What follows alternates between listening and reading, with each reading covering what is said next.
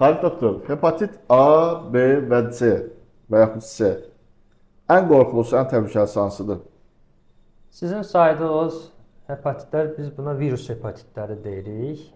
Bunun davamı da var. D hepatiti var, Y hepatiti var, C hepatiti var. Yəni qorxulu baxımdan biraz o şərtidir, hansı daha qorxuludur. Bir zamanlar var idi ki, bunun ən qorxulusunu deyirdilər hepatit C-dir. Amma günümüzdə hepatit C-nin müalicəsi tapılıb deyənə, onun təsir edən dərman preparatı aşkarlanıb deyənə artıq hepatit C qorxuludur deyilmir. Yəni sadəcə iş orası vaxtında aşkarlayasan. O vaxtında aşkarlayasan, müalicəsini verdinsə bundan qurtulmaq mümkündür. İndiki dövrdə daha çətin müalicə olunan hepatit B-dir, xroniki hepatit B-lərdir.